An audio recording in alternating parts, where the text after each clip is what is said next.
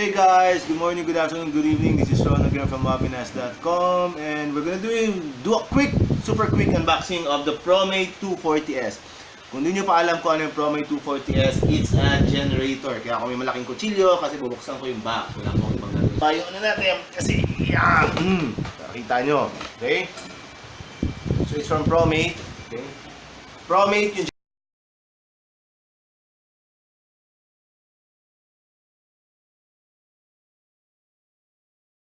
so there's the ang bigat niya. Okay? So there's the the generator. Okay? Saan natin? Ang bigat niya. It also has to Okay? open Inside the box is the charger. Okay? Put it down here. Later we'll adjust the camera angle. Okay? Sakto, no? Baka mag-brown out. Meron ako the manual. Okay? And the unit itself. So, ibababa natin. Okay? It's outside the box na. Look at it. So Wait, cool. so It we're looks gonna nice. adjust it. So, yan. Okay, so yan po yung Promate. You know how long? I read the book. So ito po, yan, okay? Battery life. So yan yung likod. Yan yung harap. Okay? So you can open this. Paano ba? Yan, okay? Meron din siya po yung this is Pliers. You can can charge use the- your you car. can use this Promate 240S to jumpstart your car. Okay? You can also use this to charge the Promate 240S in your car while you're traveling. Okay? May pouch siya. You put it back. Okay.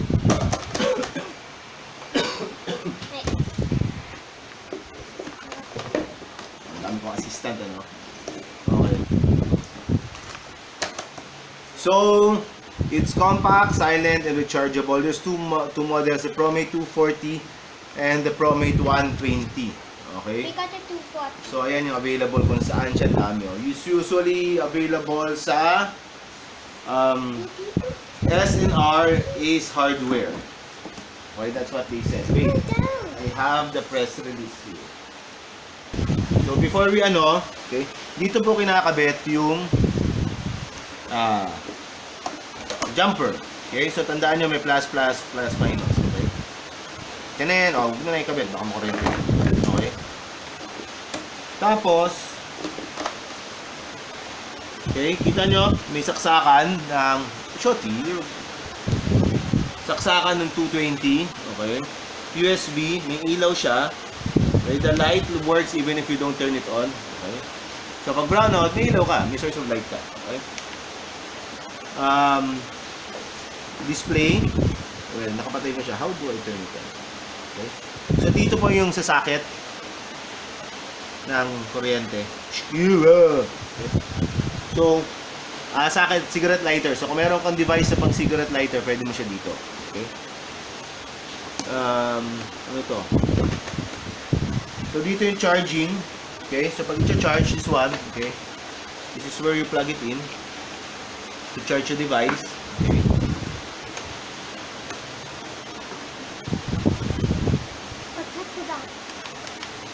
So, yan. Naka-on siya. Okay? May meter siya. Okay? So, you can charge devices here, the USB, to show it to you. Wait.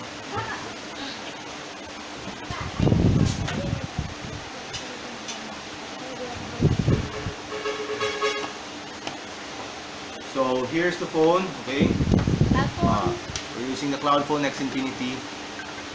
It's charging. It's an awesome phone. Okay? So, pwede din dito saksak. Okay? So, to prove it, ayan o. Light yun, ilaw namin yan. Okay? It still works.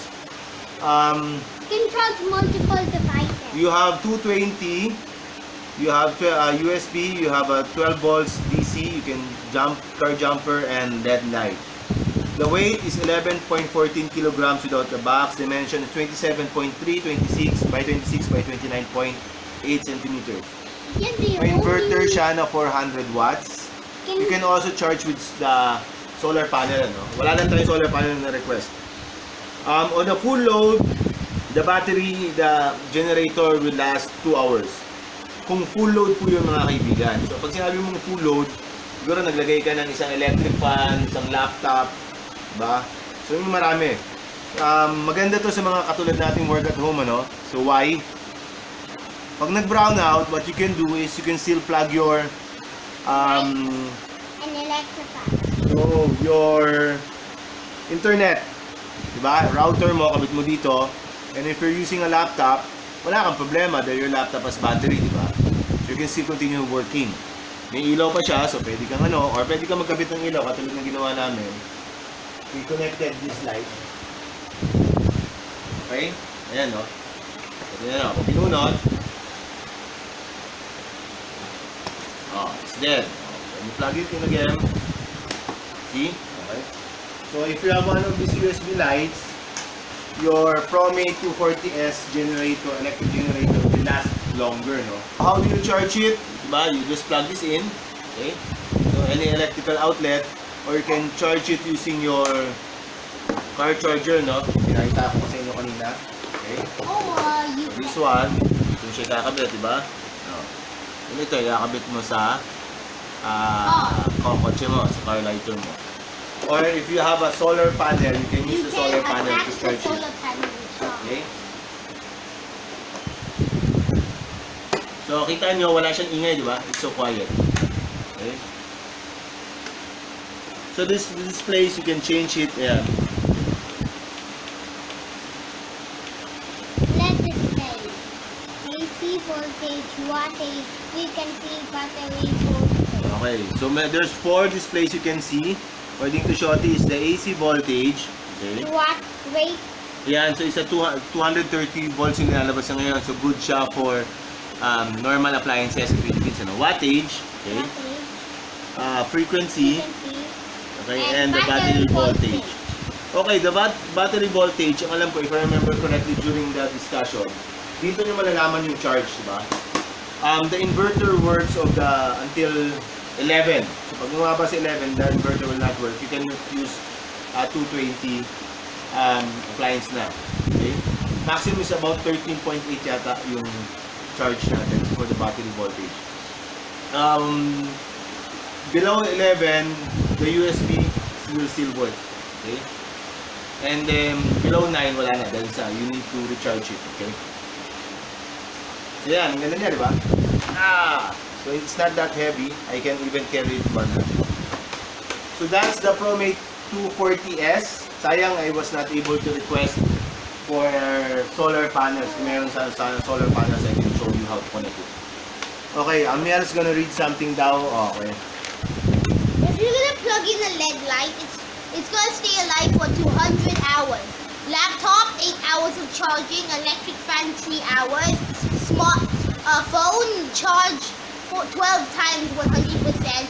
If it's gonna be a TV that you can plug in, like the TV that I use for my PS3, it's gonna be 4.5 hours. Okay.